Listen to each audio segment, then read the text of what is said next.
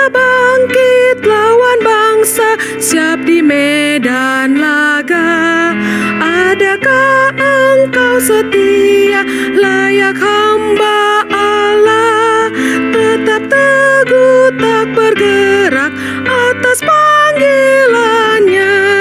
Sudahkah kau melihat hatimu tergerak waktu Tuhan memanggil, kau siap sedia?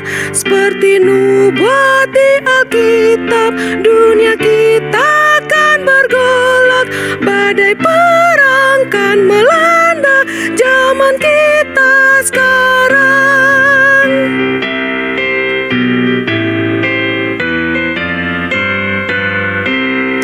Oh, bangunlah umat Allah, beritakan Injilnya, serahkan diri sebagai korban yang dikenan Tuhan. Waktu kerja sangat singkat, berjuanglah giat, tolong jiwa yang tersesat, pimpin mereka pulang. Sudahkah kau melihat hatimu tergerak waktu Tuhan memanggil, kau siap sedia? Seperti nubuat di Alkitab, kita akan bergolak, badai perang kan melanda zaman kita sekarang. Shalom Bapak Ibu yang dikasihi di dalam Tuhan Yesus, jumpa kembali dengan saya di dalam Renungan Malam. Pada malam hari ini kita mengambil tema Second Coming. Kita akan membaca dari Injil Matius pasal yang ke-24 ayat yang ke-29 sampai 35. Saya akan membacakannya. Injil Matius pasal yang ke-24 ayat yang ke-29. Segera sesudah siksaan pada masa itu, matahari akan menjadi gelap dan bulan tidak bercahaya, dan bintang-bintang akan berjatuhan dari langit, dan kuasa-kuasa langit akan goncang. Pada waktu itu akan tampak tanda Anak Manusia di langit, dan semua bangsa di bumi akan meratap, dan mereka akan melihat Anak Manusia itu datang di atas awan-awan di langit dengan segala kekuasaan dan kemuliaannya. Dan ia akan menyuruh keluar malaikat-malaikatnya dengan meniup sangkakala yang dahsyat bunyinya, dan mereka akan mengumpulkan orang-orang pilihannya dari keempat penjuru bumi, dari ujung langit yang satu ke ujung langit yang lain. Tariklah pelajaran dari perumpamaan tentang pohon ara. Apabila ranting-rantingnya melembut dan mulai bertunas, kamu tahu bahwa musim panas sudah dekat. Demikian juga, jika kamu melihat semuanya ini, ketahuilah bahwa waktunya sudah dekat, sudah di ambang pintu. Aku berkata kepadamu, sesungguhnya angkatan ini tidak akan berlalu sebelum semuanya ini terjadi. Langit dan bumi akan berlalu, tetapi perkataanku tidak akan berlalu. Bapak Ibu yang dikasihi di dalam Tuhan Yesus, Matius pasal 24 dan 25 merupakan khotbah Tuhan Yesus tentang akhir zaman. Tetapi juga harus diakui bahwa khotbah Tuhan Yesus tentang akhir zaman, khususnya pasal 24-25, ini juga merupakan suatu perkataan Tuhan Yesus yang sulit untuk dimengerti. Dan banyak penafsir mengatakan bahwa khususnya di dalam pasal 24, ini Tuhan Yesus berbicara tentang double interpretation, interpretasi ganda. Maksudnya adalah bahwa perkataan-perkataan Tuhan Yesus pada waktu itu, saat ini sudah terjadi. Tetapi di sisi lain, perkataan-perkataan Tuhan Yesus pada waktu ini, waktu itu, pada saat ini masih belum terjadi. Jadi nubuatan yang dikatakan oleh Tuhan Yesus di dalam pasal 24 adalah nubuatan yang memiliki pemahaman yang ganda, pemahaman yang double, dalam pengertian sudah terjadi dan belum terjadi. Apa maksudnya? Kalau kita perhatikan bahwa pasal 24 ayatnya yang pertama itu diawali ketika Tuhan Yesus ada di dalam bait Allah di Yerusalem. Dikatakan Yesus keluar dari bait Allah. Ayatnya yang pertama, lalu pergi, maka datanglah murid-muridnya dan menunjuk kepada bangunan-bangunan bait Allah. Jadi sambil ngobrol, nunjuk-nunjuk bait Allah di Yerusalem. Tetapi ayatnya yang kedua, Yesus berkata kepada mereka, "Kamu melihat semuanya itu? Aku berkata kepadamu, sesungguhnya tidak satu batu pun di sini akan dibiarkan terletak di atas batu yang lain. Semuanya akan diruntuhkan." Pada waktu Tuhan Yesus mengatakan perkataan ini, bait Allah belum runtuh. Pada waktu Tuhan Yesus mengatakan perkataan-perkataan ini mulai dari ayat 1 sampai ayatnya yang terakhir di dalam pasal 24, semua yang dikatakan oleh Tuhan Yesus belum terjadi. Khususnya di dalam ayat 29 sampai ayatnya yang ke-35. Itu belum terjadi. Tetapi setelah Tuhan Yesus wafat, bangkit, naik ke surga, berpuluh-puluh tahun kemudian ada satu peristiwa pada tahun 70, yaitu satu peristiwa di mana bangsa Yahudi mengalami penganiayaan yang luar biasa. Secara khusus orang-orang Kristen yang ada di dalamnya. Penganiayaan, penderitaan yang luar biasa, seperti pembasmian manusia bagi orang-orang Yahudi. Bapak Ibu yang dikasihi di dalam Tuhan, ayat 29 dikatakan, segera sesudah siksaan pada masa itu, matahari akan menjadi gelap dan bulan tidak bercahaya dan bintang-bintang akan berjatuhan dari langit dan kuasa-kuasa langit akan goncang. Di dalam kitab Yesaya juga menggunakan kalimat seperti ini. Tetapi ini bukanlah suatu pemahaman secara apa yang tertulis, secara literal. Ini mengandung suatu perumpamaan bahwa bulan dan bintang yang tampak di langit itu diumpamakan seperti kerajaan yang silih berganti, satu kerajaan lepas kerajaan. Kita tahu di dalam sejarah Perjanjian Lama, dulu ada satu bangsa yang begitu besar yang menaklukkan bangsa-bangsa di dunia, termasuk Israel, yaitu kerajaan Syria, Asyur. Tetapi kemudian masanya lewat, bangsa Asyur dikalahkan oleh kerajaan Babilonia. Kerajaan Babel mengalahkan kerajaan Asyur dan juga menaklukkan negara-negara yang lain, termasuk Israel. Zaman lewat, ada satu kerajaan lagi yang besar, yaitu kerajaan Romawi, yang menaklukkan bangsa Yahudi. Dan pada waktu itulah Tuhan Yesus hidup ketika bangsa Yahudi dijajah oleh kerajaan Romawi. Dan salah satu pengajaran Tuhan Yesus berbicara tentang akhir zaman. Tuhan Yesus berkata bahwa suatu saat bait Allah ini akan hancur. Bahkan satu batu pun tidak akan bertumpuk. Artinya betul-betul akan hancur lebur. Nah, Bapak Ibu yang dikasihi di dalam Tuhan Yesus, di dalam sejarah pada sekitar tahun 70-an itu merupakan suatu masa yang kelam bagi bangsa Yahudi di bawah penjajahan kerajaan Romawi. Waktu itu di bawah panglima perang Titus. Mereka betul-betul mengalami penganiayaan yang luar biasa, secara khusus juga orang-orang Kristen yang ada di dalamnya.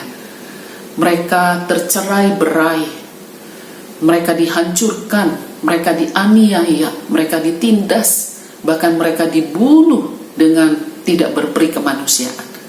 Ada banyak orang Yahudi yang tersakiti. Dan ketika orang-orang Yahudi melarikan diri, para tentara mereka tidak tinggal diam. Mereka menghancurkan bangunan-bangunan orang-orang Yahudi, termasuk salah satunya adalah bait Allah.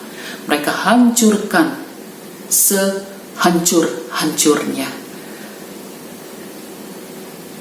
Jadi di dalam perumpamaan Tuhan Yesus tentang ayat 29, matahari akan menjadi gelap, bulan tidak bercahaya, bintang-bintang akan berjatuhan dari langit, dan kuasa-kuasa langit akan goncang.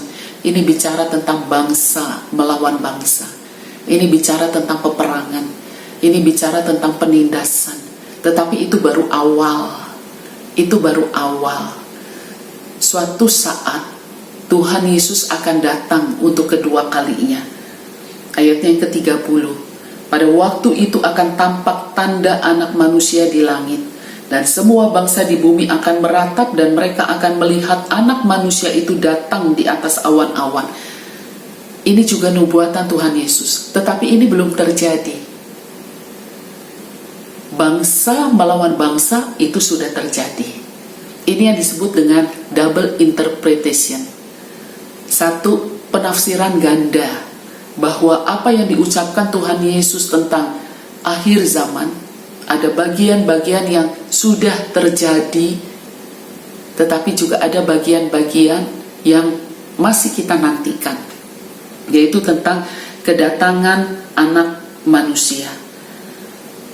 Ayat 32, tariklah pelajaran dari perumpamaan tentang pohon ara. Apabila ranting-rantingnya melembut dan mulai bertunas, bagi orang Yahudi, mereka tahu bahwa musim panas sudah dekat. Alkitab memberikan clue-clue tanda-tanda akhir zaman. Salah satunya adalah bahwa bangsa bangkit melawan bangsa. Penindasan, penganiayaan akan terjadi dan sudah terjadi. Raja yang satu melawan raja yang lain. Pemimpin negara saling menunjukkan kekuasaan mereka.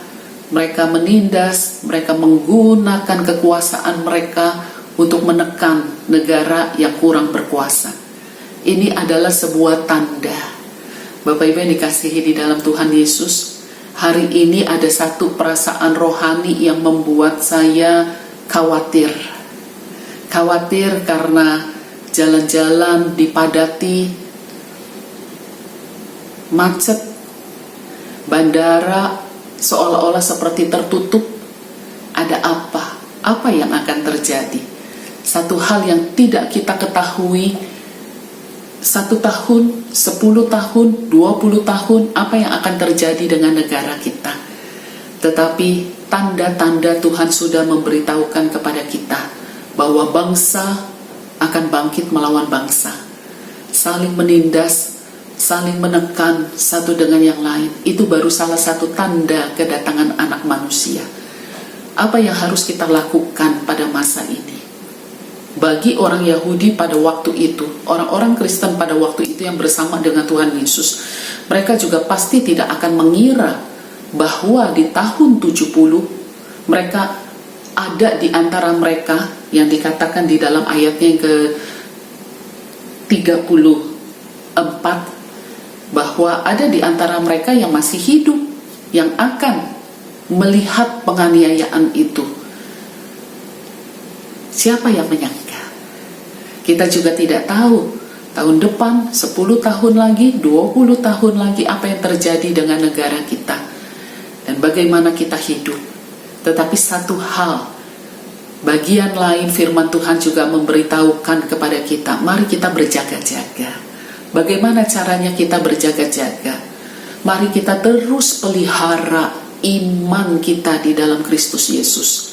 Apapun yang terjadi di dalam kehidupan kita, mari kita pelihara iman kepada Yesus Kristus. Dengan terus melatih dirimu, melatih hidupmu di dalam latihan-latihan ibadah.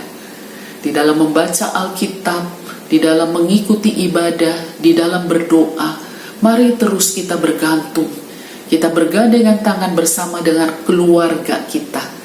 Suatu saat, jika Tuhan datang di dalam kehidupan kita, kita rindu. Tuhan berkata, hai hambaku yang setia. Mari kita masuk di dalam doa.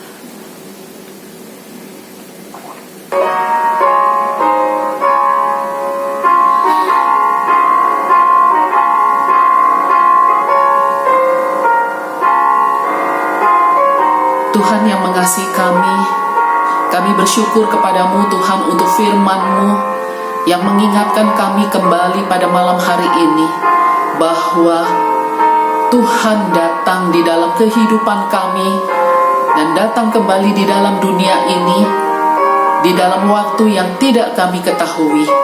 Oleh sebab itu ajar kami Tuhan untuk kami berjaga-jaga. Tuhan berkata bahwa tanda-tanda sedang berlangsung. Bangsa bangkit melawan bangsa, konflik ada di mana-mana, penindasan, penganiayaan, manusia satu dengan manusia yang lain seperti serigala yang saling menerkam, saling memfitnah. Tuhan, ampuni kami di dalam kemalasan dan di dalam kelalaian kami untuk kami berjaga-jaga secara rohani. Tetapi pada malam hari ini Kau mengingatkan kami kembali. Biarlah kiranya dengan berpegangan tangan bersama-sama dengan anggota keluarga kami mempersiapkan diri kami, mempersiapkan hati kami, mempersiapkan hidup kami. Ajar kami untuk kami dapat tetap memegang, memelihara iman di dalam Kristus Yesus sampai pada akhirnya. Terima kasih Tuhan. Terima kasih untuk pergumulan-pergumulan yang ada. Terima kasih untuk situasi kondisi yang ada. Terima kasih untuk perjalanan kehidupan kami. Biarlah kiranya semuanya itu mengarahkan kami untuk kami dapat tetap terus bersandar dan setia kepadamu. Di dalam nama Tuhan Yesus, kami berdoa bersama-sama. Amin. Selamat malam Bapak Ibu sekalian. Mari kita berjaga-jaga. Oh, tengoklah dunia semu yang sedang bergolak. Bangsa bangkit lawan bangsa, siap di medan laga. Adakah engkau setia, layak hamba Allah? Tetap teguh tak bergerak atas panggilannya. Sudahkah kau melihat hatimu tergerak waktu Tuhan memanggil, kau siap sedia seperti nubuat di Alkitab.